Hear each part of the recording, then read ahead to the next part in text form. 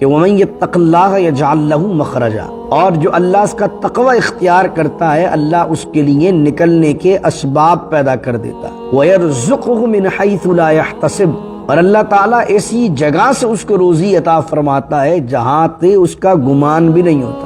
وَمَن يَتَوَكَّلْ عَلَى اللَّهِ فَهُوَ حَسْبُهُ، اور بھروسہ تو اللہ پر ہی کرنا چاہیے۔ تو یہ جو ہے اسی ٹائپ کی دعا جو ہے حضرت یوسف علیہ السلام نے مانگی، اور دیکھیے جب اللہ نے نکالنا چاہا تو کس طریقے سے نکالا، اور روزی اور رزق کے اسباب جو مہیا کیے تو ایسی جگہ سے کیے کہ جہاں تصور بھی پیش نہیں کیا جا سکتا۔ یعنی اگر ایک جیل میں رہنے والے شخص کے بارے میں کیا کوئی یہ پریڈکٹ کر سکتا ہے کہ جیل سے نکلے گا اور بادشاہ بن جائے گا؟ جیل میں رہنے والے شخص کے بارے میں تو لوگ یہی کہیں گے کہ یار یہ جیل سے نکل جائے بڑی بات ہے، لیکن جناب یوسف کا معاملہ دیگر ہے۔ اللہ تعالیٰ نے ان کے لیے ایسا خاص معاملہ فرمایا، ایسی جگہ سے معاملہ فرمایا جہاں عقلیں معاف ہو کر رہ جاتی ہیں۔ فرمایا فلما کلمہ، اب آپس میں کافی لمبی چوڑی بات ہوئی ہوگی جس کو تالمود و بائبل میں نقل کیا گیا ہے، قرآن نے بڑا شورٹ کر کے بیان کر دیا۔ فلما کلمہ قال انک اليوم لدینا مکین امین، اور جب اس نے بادشاہ نے کلام کیا جناب یوسف علیہ السلام سے، اور بادشاہ نے کہا قال انک اليوم، آج وہ بڑا دن ہے کہ لدینا مکین امین، کہ آج ہم تمہیں اپنا خاص قرب اور خاص مرتبہ اپنے پاس سے اور امانت دار کی حیثیت سے تمہیں اپنے پاس جگہ عطا کرتے ہیں۔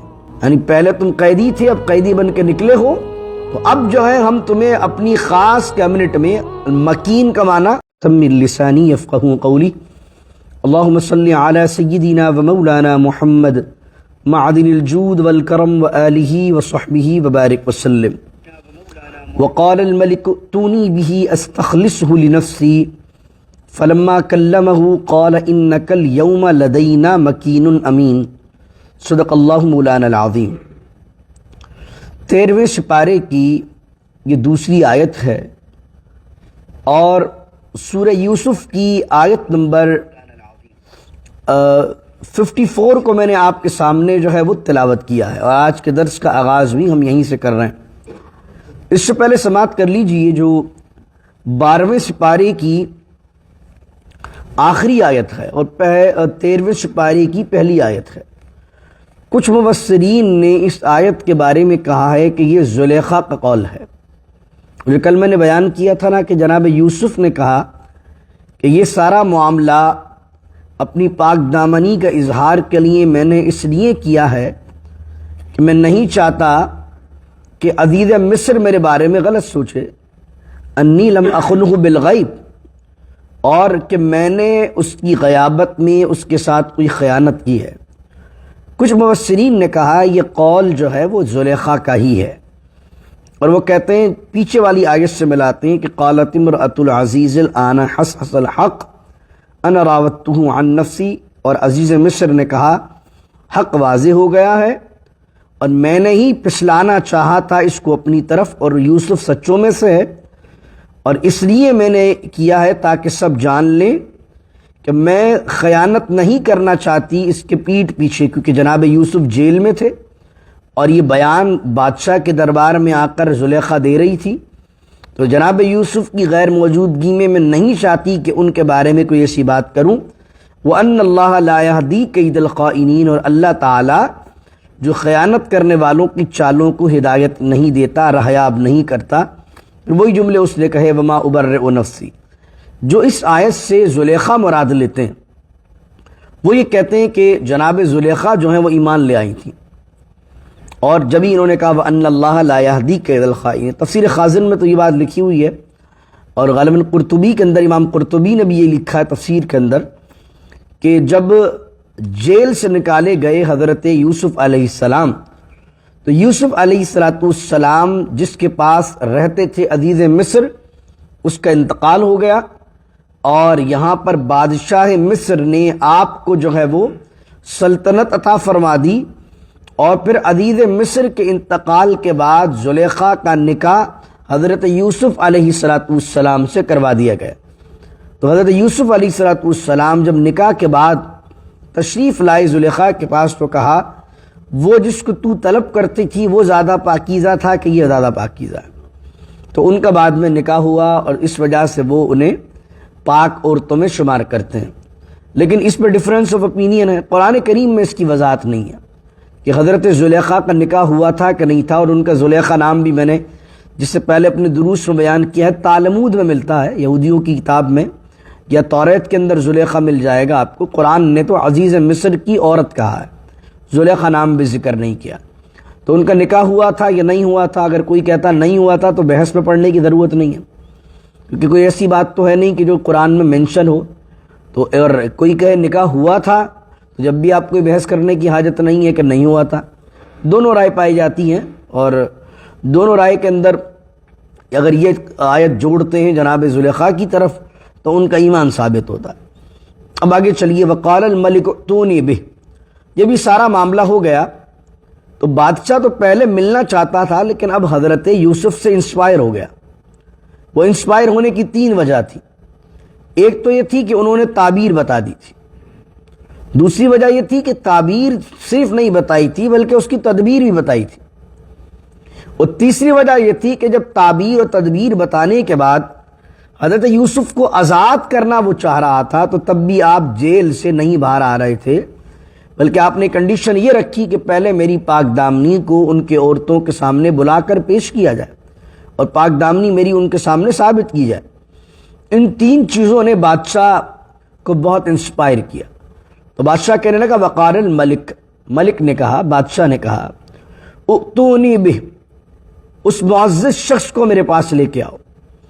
استخلصہ لنفسی, میں خاص کر لوں گا اسے اپنے لیے, اپنا خاص مشیر بنا کر رکھوں گا, اپنی خاص کیبنٹ میں اسے داخل کروں گا. حضرت یوسف علیہ السلام جیل سے نکلے, اور ایک روایت میں آتا ہے کہ جبرائیل امین آئے اور انہوں نے آ کے کہا کہ آپ دعا کیجیے. انہوں نے اللہ سے دعا کی, اور تفسیر کے اندر پھر انہوں نے کہا کہ اس طرح کے دعا کے وہ الفاظ سے اس طرح اللہ نے 29 پارے میں نازل فرمائے ہیں کہ وَمَن يَتَّقِ اللَّهَ يَجْعَلْ لَهُ مَخْرَجًا, اور جو اللہ اس کا تقوی اختیار کرتا ہے اللہ اس کے لیے نکلنے کے اسباب پیدا کر دیتا ہے. وَيَرْزُقْهُ مِنْ حَيْثُ لَا يَحْتَسِبُ, اور اللہ تعالیٰ ایسی جگہ سے اس کو روزی عطا فرماتا ہے جہاں سے اس کا گمان بھی نہیں ہوتا. وَمَن يَتَوَكَّلْ عَلَى اللَّهِ فَهُوَ حَسْبُهُ, اور بھروسہ تو اللہ پر ہی کرنا چاہیے. تو یہ جو ہے اسی ٹائپ کی دعا جو ہے حضرت یوسف علیہ السلام نے مانگی. اور دیکھیے جب اللہ نے نکالنا چاہا تو کس طریقے سے نکالا, اور روزی اور رزق کے اسباب جو مہیا کیے تو ایسی جگہ سے کیے کہ جہاں تصور بھی پیش نہیں کیا جا سکتا. یعنی اگر ایک جیل میں رہنے والے شخص کے بارے میں کیا کوئی یہ پریڈکٹ کر سکتا ہے کہ جیل سے نکلے گا اور بادشاہ بن جائے گا؟ جیل میں رہنے والے شخص کے بارے میں تو لوگ یہی کہیں گے کہ یار یہ جیل سے نکل جائے بڑی بات ہے. لیکن جناب یوسف کا معاملہ دیگر ہے. اللہ تعالیٰ نے ان کے لیے ایسا خاص معاملہ فرمایا, ایسی جگہ سے معاملہ فرمایا جہاں عقلیں معاف ہو کر رہ جاتی ہیں. فرمایا فلما کلمہ, اب آپس میں کافی لمبی چوڑی بات ہوئی ہوگی جس کو تالمود و بائبل میں نقل کیا گیا ہے, قرآن نے بڑا شورٹ کر کے بیان کر دیا. فلما کلمہ قال انک الیوم لدینا مکین امین, اور جب اس نے بادشاہ نے کلام کیا جناب یوسف علیہ السلام سے, اور بادشاہ نے کہا قال انک الیوم, آج وہ بڑا دن ہے کہ لدینا مکین امین, کہ آج ہم تمہیں اپنا خاص قرب اور خاص مرتبہ اپنے پاس سے اور امانت دار کی حیثیت سے تمہیں اپنے پاس جگہ عطا کرتے ہیں. یعنی پہلے تم قیدی تھے, اب قیدی بن کے نکلے ہو, تو اب جو ہے ہم تمہیں اپنی خاص کیبنٹ میں, مکین کا معنی ایک خاص اسٹیٹس, ایک خاص مرتبہ, ایک مکین امین, امین معنی امانت دار, محافظت کرنے والا, حفاظت کرنے والا, ہم تمہیں لدینا اپنے پاس خاص و مرتبہ و مقام دیتے ہیں. قال اجعلنی, اب جناب یوسف علیہ السلام نے بائبل میں اس کا تفصیل سے ذکر ہے کہ جب یہ مکالمہ ہوا ڈائریکٹلی, ابھی تو کوئی مڈل مین موجود تھا نا, اب جناب یوسف جب آ گئے تو ڈائریکٹ خطاب چل رہا ہے بادشاہ سے. حضرت یوسف علیہ السلام نے اب اور وضاحت کے ساتھ اس کے خواب کی تعبیر بتائی, تعبیر بتانے کے بعد تدبیر بتائی. تو اب بادشاہ کہنے لگا کون ہے جو اس کو اس طریقے سے لے کے چلے گا؟ تو حضرت یوسف نے اس کے جملے پر یہ جملہ کہا قال اجعلنی علی خزائن الارض, آپ مجھے بنا دو علی خزائن الارض، نگہبان، ذمہ دار زمین کے خزانوں پر، انی حفیظ علیم، اور بے شک میں بہت حفاظت کرنے والا ہوں، اور علیم، اور اس معاملے کو کہ کس طریقے سے یہ معاملہ چلے گا اس کا جاننے والا بھی ہوں۔ یہ دونوں معاملات کو میں جانتا ہوں، حفاظت بھی کرنے والا ہوں، ایماندار آدمی بھی ہوں، علیم، اور چیزیں چلتی کیسے اس کو جاننے والا بھی۔ تو یہاں پر حضرت یوسف اپنی جاب کے لیے سی وی پیش نہیں کر رہے، بلکہ اگر اس پورے ربط کو دیکھیں تو تعبیر بتائی، تدبیر بتائی، اور بادشاہ نے کہا کہ اس طریقے سے یہ 15 سال تک لے کر چلے گا کون، اتنا علم تو کسی کے پاس نہیں ہے۔ تو اس پر حضرت یوسف علیہ السلام نے اپنے آپ کو پیش کیا۔ حالانکہ بخاری اور مسلم کو پڑھیے، نبی کریم صلی اللہ علیہ وسلم نے اپنے آپ کو عہدے کے لیے مانگنا، مجھے یہ عہدہ دے دو، مجھے پریزیڈنٹ بنا دو، مجھے وائس پریزیڈنٹ بنا دو، رسول اللہ صلی اللہ علیہ وسلم نے اس کو ناپسند کیا۔ اور حضور علیہ السلام کی بارگاہ میں 2 شخص آئے، اور حضور کی بارگاہ کے اندر انہوں نے آ کر اسٹیٹس مانگا کہ حضور ہمیں وہ بنا دیا جائے، خود منہ سے کہہ دیا۔ تو نبی کریم، بخاری شریف کی حدیث سے نبی کریم صلی اللہ علیہ وسلم نے فرمایا جو اپنے منہ سے عہدہ مانگ لے ہم اسے دیتے نہیں ہیں، کہ اگر وہ اہل ہوگا تو خود ہی عہدہ اس کے پاس آئے گا۔ اللہ اکبر۔ کیونکہ جب ڈیزگنیشن جو آپ کو مل رہا ہے خود سے، تو اس کا مقصد کیا، تقدیر چاہتی ہے کہ آپ وہ کام کریں، اور جب ڈیزگنیشن آپ کو خود سے نہیں مل رہا ہے اور آپ لینے کی کوشش کر رہے ہیں تو وہ کیا ہوگا، وہ منصب آپ کے اوپر چڑھ جائے گا، آپ اس کو نبھا نہیں سکیں گے۔ لیکن ہمارے یہاں تو جھگڑے ہی ان چکروں کے، وائس پریزیڈنٹ اور پریزیڈنٹ اور یہ اور وہ، اللہ بلا، استغفر اللہ العظیم۔ تو اب مفسرین نے یہاں لکھا ہے کہ رسول اللہ صلی اللہ علیہ وسلم تو فرما رہے ہیں کہ اپنے لیے عہدہ مانگنا درست نہیں، مکروہ چیز ہے، اور حضور نے ناپسند کیا، اور حضور دیتے بھی نہیں تھے کسی کو اگر کوئی مانگ لے عہدہ تو پھر یہاں حضرت یوسف کہہ رہے ہیں کہ مجھے بنا دو۔ اس سے کیا مراد؟ اس سے مراد یہ کہ بادشاہ نے یہ بات کہی جو تالمود و بائبل کے اندر ہے، کون چلائے گا؟ تو اگر کوئی ملک میں ایسا ڈیزرو بندہ نہ ہو، ایسا اہل بندہ نہ ہو کہ جو کسی معاملے کو رن کر سکے اور کوئی اس معاملے کو چلا سکے، تو اس صورت کے اندر یہ ہوگا کہ پھر آدمی اپنے آپ کو پیش کر کے کہہ سکتا ہے کہ بھائی میں اس سروس کے لیے موجود ہوں، مجھے یہ کام آتا ہے۔ اگر کوئی اور بندہ تمہیں نہ ملے، کہیں ایسا نہ ہو کسی نااہل آدمی کے کام سپرد کر دو، کام خراب کر دے۔ تو جو ڈیزرو کرنے والا آدمی ہے وہ یہ بیان کر سکتا ہے کہ مجھے یہ کام آتا ہے، میں کر سکتا ہوں۔ جیسے ایک کوئی والنٹیئرلی کام انجام دینا ہے، لیکن وہ کام الیکٹریکل یا الیکٹرانکس سے وابستہ ہے، کسی اناڑی آدمی کو دے دیا جائے تو وہ تو کام خرچہ بھی بڑھا دے گا اور کام خراب کر دے۔ لیکن ایک آدمی کو کام آتا ہے، وہ اپنے آپ کو اس عہدے کے لیے پیش کرتا ہے کہ بھائی والنٹیئرلی میں اپنی خدمات انجام دے دیتا ہوں، آپ مجھ سے کام لے سکتے ہیں، اور میں اس لیے یہ کام کرنے کے لیے اپنے آپ کو پیش کر رہا ہوں کیونکہ کوئی اور کام کرنے والا ہے نہیں۔ تو یہاں وہ ڈیفرنٹ سینیریو ہو جائے گا۔ حضرت یوسف علیہ السلام کے اندر یہی ہوا۔ حضرت یوسف جیسا کون تھا اس سلطنت میں جو ایک تو تعبیر جانتا ہو، ایک تو کوئی سلطنت میں کسی کو خواب کی تعبیر نہیں پتا تھی، جب تعبیر نہیں پتا تھی کسی کو تو تدبیر کیا پتا ہوتی۔ اللہ اکبر۔ وَكَذَلِكَ مَكَّنَّا، اب اللہ تعالیٰ اپنی شان بیان کر رہا ہے۔ وَكَذَلِكَ مَكَّنَّا لِيُوسُفَ فِي الْأَرْضِ، اور ہم نے اسی طریقے سے تمکنت عطا کی، بسایا ہے یوسف کے لیے، یوسف کو زمین میں۔ یعنی آپ دیکھو کنعان سے نکلے کنویں کے اندر، کنویں سے راستے میں، راستے مصر کے بازاروں میں، مصر کے بازار سے عزیز مصر کے محل میں، عزیز مصر کے محل سے جیل میں، جیل سے بادشاہ کے دربار میں، اور دربار سے اللہ اکبر کہاں سے کہاں بادشاہ بن گئے۔ وَكَذَلِكَ مَكَّنَّا لِيُوسُفَ فِي الْأَرْضِ۔ اب حضرت یوسف کا عہدہ کیا تھا اس کو بھی ڈسکس کیا ہے۔ مفسرین کہتے ہیں ان کا عہدہ یہ تھا، انہوں نے کہا نا علی خزائن الارض، مجھے بنا دو ذمہ دار زمین کے خزانوں کا۔ جو کچھ مفسرین نے لکھا ہے ان کو ایک خاص وزارت دے دی گئی تھی، جو خاص وزیر تھے، وزیر مالیات تھے، وزیر معاشیات تھے، وزیر اقتصادیات تھے، اور ایگریکلچر کے منسٹر تھے۔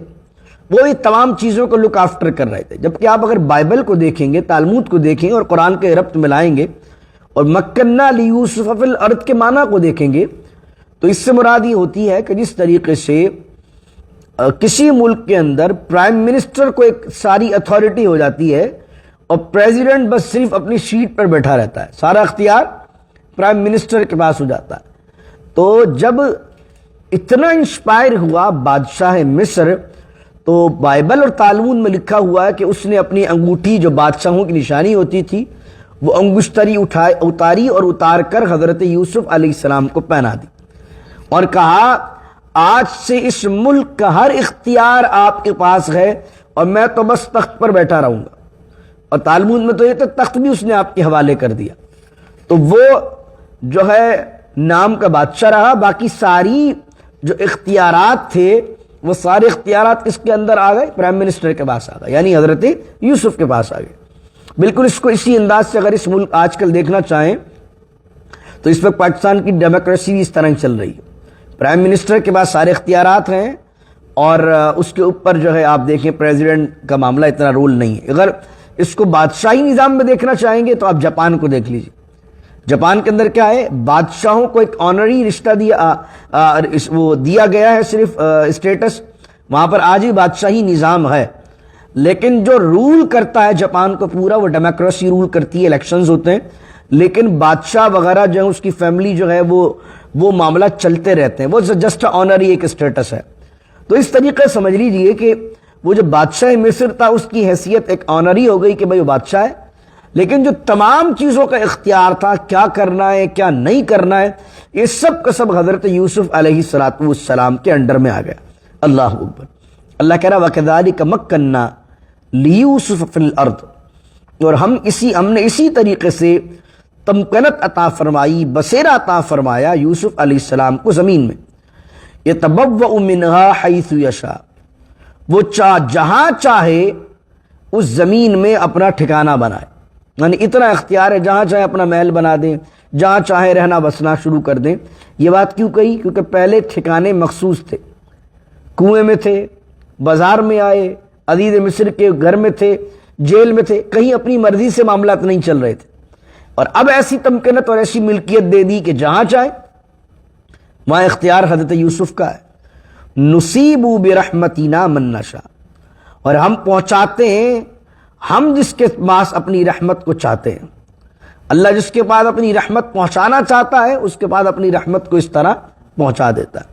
وَلَا نُضِيعُ أَجْرَ الْمُحْسِنِينَ، اور اللہ تعالیٰ فرما رہا ہے ہم ضائع نہیں کرتے ہیں محسنین کے، نیک لوگوں کے، احسان کرنے والوں کے اجر کو۔ یا محسنین کا ایک دفعہ میں نے آپ کو معنی بیان کیا تھا احسان۔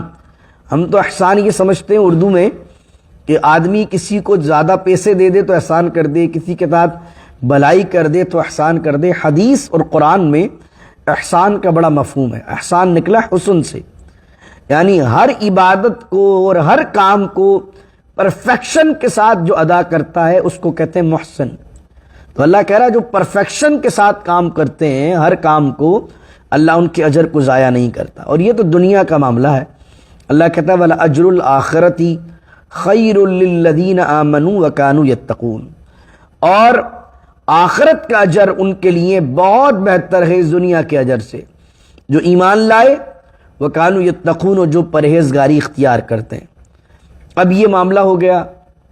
اب قرآن کریم سمجھ لیجئے 8 سے 10 سال کی جمپ لگاتا ہے یہ آیتوں کو اگر دیکھیں گے آپ تو وہ تمام باتوں کو اسکپ کر دیتا ہے، کیونکہ میں نے آپ کو پہلے بیان کیا کہ یہ ہسٹوریکل تو اس طرح بیان نہیں ہوتا کہ اگلے مہینے کیا ہوا اور اگلے مہینے کیا ہوا، بات کے اندر واقعی میں جو لب لباب ہے وہ بیان کرنا مقصود ہوتا ہے۔ اگر اسٹوری بیان کرنا مقصود ہو تو حضرت یوسف کی اسٹوری کے لیے 30 پارے چاہیے کہ ایک سال کو اگر بیان کیا گیا تو آپ بادشاہ بن گئے۔ اب وہ 7 سال آئے، جس 7 سالوں کے اندر خوشحالی تھی، حضرت یوسف نے وہ 7 سال کیسے گزارے؟ بائبل کے اندر تفسیر ملتی ہے وہ 7 سال اس طرح گزارے کہ آپ نے کسانوں کو سرمایہ دیا کہ جتنی زیادہ سے زیادہ ہو سکے تم کاشت کو اگاؤ، ان کو آپ نے پیسے دیے، اسباب دیے، سامان دیا۔ اس کے علاوہ جو زمینیں خالی پڑی تھی جن پر کاشتکاری نہیں ہوتی تھی، آپ نے اس لوگوں کو مخصوص کیا کہ وہ جو غیر آباد زمینیں ان کو آباد کریں، وہاں سے بھی غلہ ہونا شروع ہو گیا۔ اس کے علاوہ آپ نے بڑے بڑے گودام بنا لیے جہاں پر اس کی بالیوں کے اندر ہی رکھ کر اس کو اسٹوریج کیا جائے۔ اس طرح آپ نے بہت بڑا نظام ان 7 سالوں کے اندر اقتصادی لیول پر بنا دیا، جس میں کئی غیر آباد زمینیں آباد ہو گئی، بہت سے کسانوں کو سرمایہ مل گیا تو انہوں نے کام بڑھا دیا، اور وہ سارا مال اسٹاک ہونے لگا اسٹوریج کے اندر اور بالیوں کے اندر محفوظ بھی رہنے لگا، جس طرح یوسف علیہ السلام نے کہا تھا، تاکہ اس کو کیڑا نہ لگے۔ اب یہ 7 سال گزر گئے، اب وہ 7 سال آئے جو 7 دبلی گائیں ہیں۔ وہ 7 سال جب آئے تو اب قحط سالی ایسی ہے کہ نہ صرف مصر میں قحط سالی ہے، مصر میں بھی قحط سالی ہے، شام اور عراق کے اندر بھی قحط ہے، اور شام اور عراق کے لوگ جو ہے ان کو پتہ چلتا ہے کہ مصر میں جو بادشاہ ہے یعنی جناب یوسف علیہ السلام، انہوں نے پچھلے 7 سالوں میں اس طرح غلے کو مینٹین کیا ہے، اس طرح نظام کو لے کر چلے ہیں کہ نہ صرف مصر والے قحط سے محفوظ ہیں، بلکہ ان کے پاس اسٹوریج میں اتنا غلہ موجود ہے کہ وہ دوسروں کو بھی دے رہے ہیں۔ حضرت یوسف علیہ السلام نے کیا کیا؟ حضرت یوسف علیہ السلام نے اس غلے کو ایک مخصوص قیمت میں دینا شروع کر دیا۔ یہ بھی ایک ٹیکنیکل اصطلاح ہے کہ اگر اس کو آپ بانٹنا شروع کر دیں تو آدمی کیا کرے گا کہ 1 بوری کی جگہ 2 بوری لے کے چلا جائے گا۔ اچھا، کھلے ہاتھ سے بیچنا شروع کر دیں تو اس وقت معاملہ کیا ہوگا؟ جو امیر ہوں گے وہ تو 10-10 بوریاں لے کے چلے جائیں گے اور غریب کے ہاتھ میں کچھ بھی نہیں آئے گا۔ تو حضرت یوسف نے علیہ السلام نے تھوڑی سی قیمت مقرر کی، اور دوسرا یہ مقرر کیا کہ ایک آدمی 1 اونٹ کے سامان جتنا لے سکتا، بس اس سے زیادہ نہیں لے سکتا۔ تو ذخیرہ اندوزی قحط سالی کے اندر منع کر دیا۔ قحط سالی میں کیا ہوگا؟ ایسا نہیں ہو سکتا کہ کچھ لوگ جو ہیں وہ بہت سارا اسٹاک اٹھا کے گھر لے جائیں، چلو بھائی یہ تو امیر تھا، اب غریب آدمی دودھ کے لیے اور آٹے کے لیے پریشان ہو رہا۔ حضرت یوسف علیہ السلام نے قحط سالی کے اندر یہ نظام لایا۔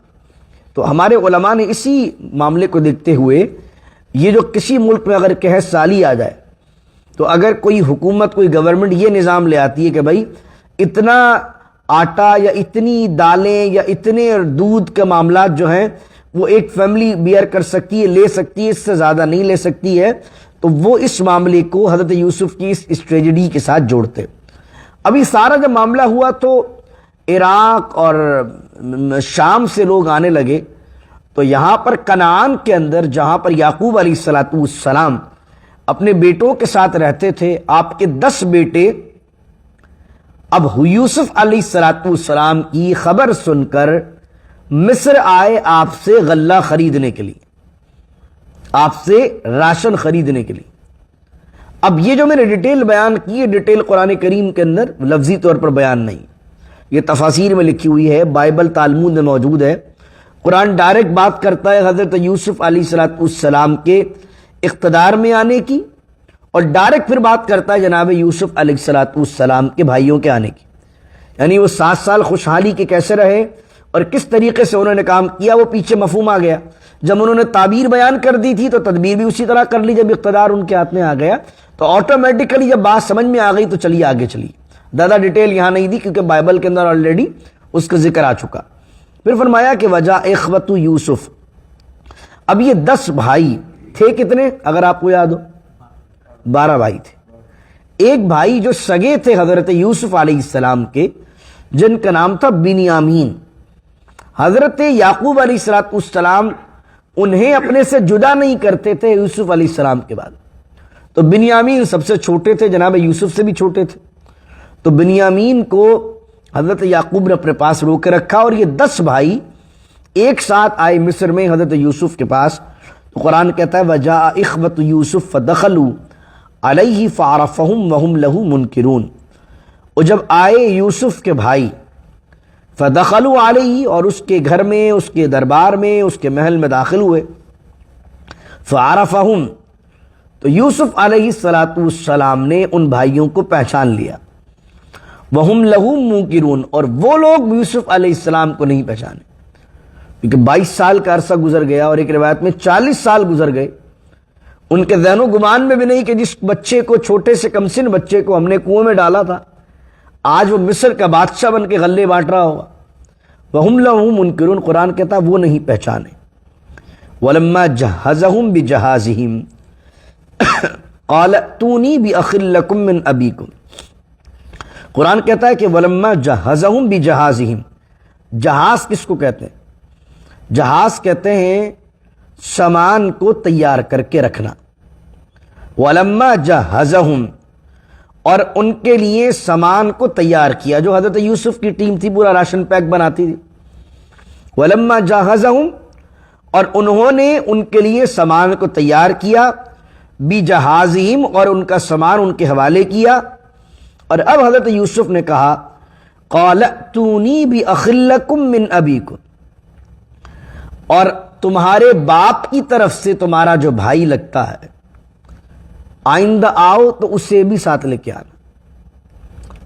یہاں ایک سوال پیدا ہوتا ہے کہ حضرت یوسف جب ڈائریکٹلی بنیامین کے پوچھیں گے تو انہیں تو شک ہو سکتا، تو اس کا جواب یہ دیا کہ انہوں نے یہ کہا ہوگا کہ ہمارا ایک بھائی بھی ہے، ایک راشن اس کے لیے بھی دے دیں.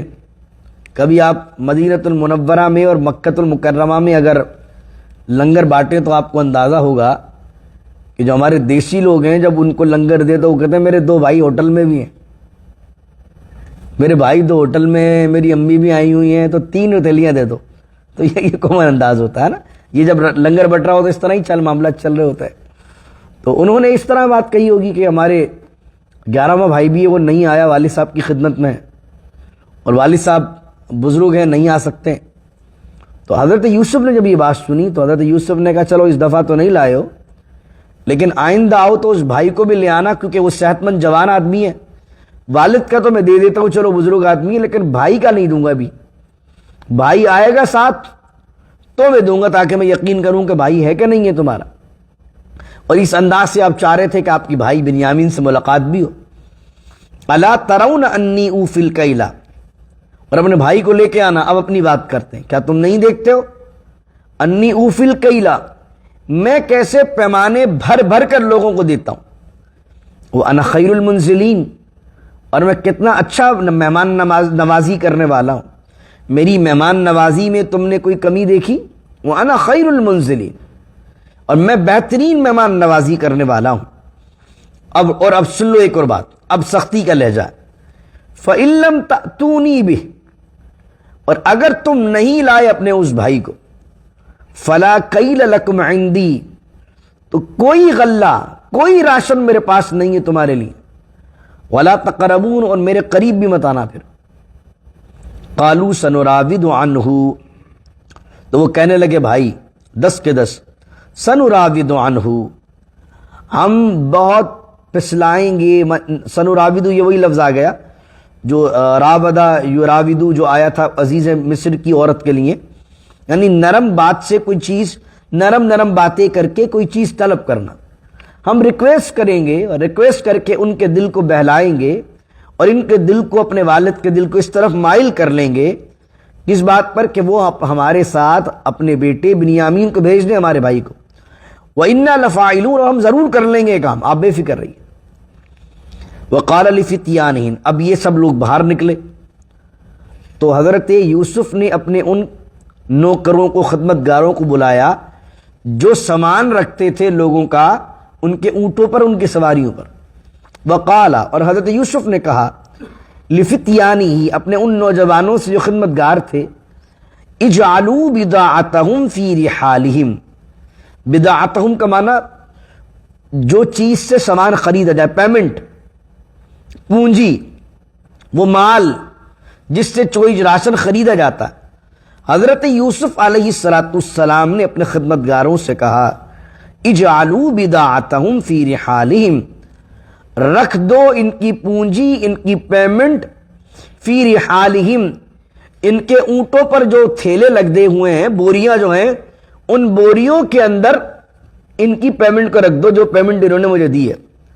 لعلہم یعرفونہا اذا انقلبوا الی اہلہم، تاکہ جب یہ اپنے گھر لوٹ کر جائیں اور جب یہ اس بوریوں کو کھولیں اور اس کو دیکھیں کہ پیمنٹ تو ہمارے پاس انہوں نے واپس دے دی، لعلہم یرجعون، تاکہ یہی بہانہ بن جائے دوبارہ ان کے آنے کا. اپنے بھائیوں سے محبت بھی ہے. دوسری چیز یہ ہے کہ اپنے بھائیوں کے ساتھ شفقت بھی ہے، اور وہ ظالم بھائی ہیں اور ان کے ساتھ مہربانی کتنی ہے. اپنے گھر کا، اپنی فیملی کا اتنا خیال ہے کہ راشن بھی جا رہا ہے اور ساتھ ساتھ جو پیسے دیے تھے پیسے بھی انہوں نے واپس کر دیے.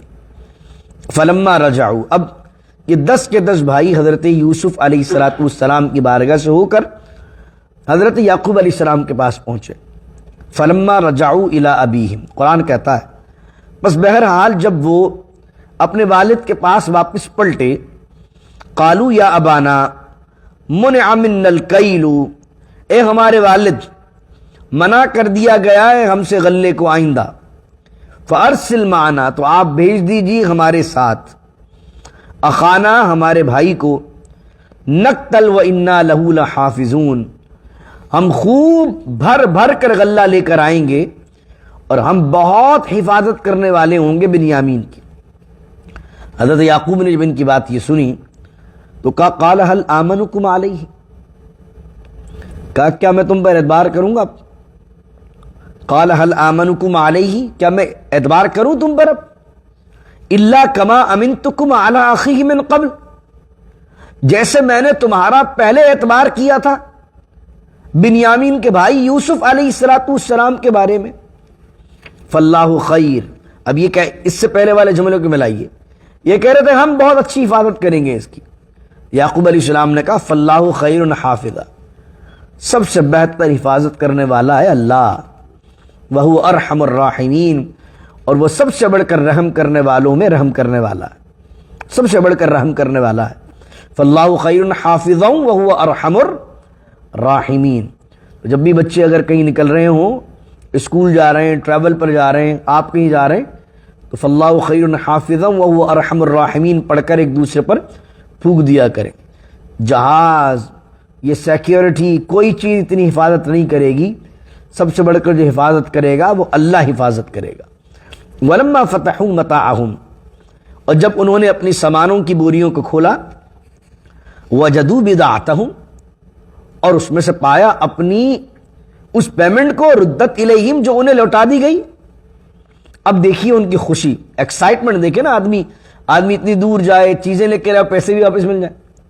قالوا یا ابانا ما نبغی، کہنے لگے ہمارے والد، ما نبغی، اور کیا چاہیے ہمیں؟ ہذہ بضاعتنا ردت الینا، یہ دیکھیے پیمنٹ، جو ہماری راشن بھی دے دیا، غلہ بھی مل گیا. ہذہ بضاعتنا، یہ ہماری پونجی، یہ ہماری پیمنٹ، ردت الینا، ہمیں واپس کر دی گئی. ونمیر اہلنا ونحفظ اخانا ونزداد کیل بعیر ذلک کیل یسیر، ایک سانس میں ساری بات کہہ دی. ونمیر اہلنا، اور ہم ساز و سامان لائیں گے اپنے گھر والوں کے لیے. ونحفظ اخانا، اور ہم اپنے بھائی کی بہت حفاظت کریں گے. ونزداد کیل بعیر، اور ہم ایک اونٹ زیادہ لے کر آئیں گے اس دوا غلے کا، کیونکہ بنیامین بھی ساتھ جائے گا. پہلے آئے تھے 10، اب آئیں گے 11. ذالک کیل یسیر، 2 ترجمے کیے گئے. ایک ترجمہ تو یہ ہے کہ یہ اب غلہ لے کر جانا، وہ اتنا رحم دل ہے، اب تو غلہ لانا بہت آسان ہے. ایک ترجمہ یہ ایک مفسر نے کیا ہے ذالک کیل یسیر، اور جو ابھی ہم لائیں گے اتنا نہیں ہے، یہ تو آسانی سے ختم ہو جائے گا. ذالک کیل، اور یہ جو غلہ ہے یسیر، آسان ہے، یعنی اتنی بڑی فیملی ہے، منٹ میں ختم ہو جائے گا، کچھ دنوں کی بات ہے. تو آپ ہمیں بھیج دیجئے، وہ اتنے رحم دل ہیں، اتنے شفیق ہیں، آپ ہمارے ساتھ بنیامین کو بھیج دیں، ہم جائیں. انہوں نے پیمنٹ بھی واپس کر دی، ہم جائیں گے، بھر بھر کر غلہ لے کر آئیں گے. اب حضرت یعقوب کیا کہہ رہے ہیں؟ قال لن ارسلہ معکم حتی تؤتونی موثقا من اللہ. حضرت یعقوب علیہ السلام نے کہا میں ہرگز تمہارے ساتھ اس کو نہیں بھیجوں گا یہاں تک کہ تم ایک پختہ وعدہ مجھ سے نہ کرو اللہ کی قسم کھا کر. لتأتننی بہ، کہ تم ضرور اسے واپس لے کر آؤ گے. الا ان یحاط بکم، سوائے اس کے کہ کوئی چیز تمہیں گھیر لے، تم ہلاک کر دیے جاؤ، قید کر دیے جاؤ، کوئی اور مسئلہ پیش آ جائے، اپنی طرف سے تم پوری ایفرٹ لگاؤ گے اس کو لانے کی، وعدہ کرو اللہ کی قسم کھا کر. فلما آتوا موثقہم قال اللہ علی ما نقول وکیل، تو انہوں نے دیا، ان سب نے جناب یعقوب علیہ السلام کو پختہ وعدہ. جب پختہ وعدہ انہوں نے دے دیا اللہ کی قسم کھا کر، تو انہوں حضرت یعقوب نے کیا کہا؟ اللہ علی ما نقول وکیل، میں نے جو کہا ہے اور تم نے جو کہا ہے ان تمام باتوں پر اللہ وکیل ہے۔ علی ما نقول وکیل، اللہ ہی ان باتوں کا نگہبان ہے۔ یہ معاملہ پیش آیا، اب کس طریقے سے یہ دوبارہ پہنچے، اس کے بعد کیا معاملہ ہوا، یعقوب علیہ السلام نے جاتے ہوئے اپنے بیٹوں کو کیا نصیحت کی، اس کے بارے میں انشاءاللہ کل کے درس میں ہم سنیں گے۔ اللہ رب العزت اپنے کرم و فضل سے اس صورت کے اندر جو پہلو ہیں ہدایت کے، نصیحت کے، برکت و رحمت کے، اللہ ہمیں اس سے سیکھنا نصیب فرمائے، اس پر عمل کرنا نصیب فرمائے، اور جس طریقے سے جناب یوسف علیہ السلام کو پاک بازی اور پاک دامنی عطا کی، صبر عطا کیا، شکر عطا کیا، خیر عطا کی، اور بادشاہی عطا کی، اقتدار عطا کیا، رحم دلی عطا کی، تدبیر عطا کی، تعبیر عطا کی، علم کا نور عطا کیا، اور معاملہ فہمی عطا کی، اور چیزوں کو ڈیل کرنے کا اور رول کرنے کا اور چیزوں کو چلانے کا جو فہم و بصیرت حضرت یوسف کو عطا کی، اللہ اس کے صدقے ہمیں بھی وہ خیرات عطا فرمائے۔ بسم اللہ الرحمن الرحیم، الحمدللہ رب العالمین والصلاة والسلام علی اشرف الانبیاء والمرسلین، ربنا اتمم لنا نورنا واغفر لنا انک علی کل شیء قدیر، وصلی اللہ تعالی علی خیر خلقہ ونور عرشہ محمد وعلی آلہ وصحبہ اجمعین برحمتک یا ارحم الراحمین، لا الہ الا اللہ محمد رسول اللہ۔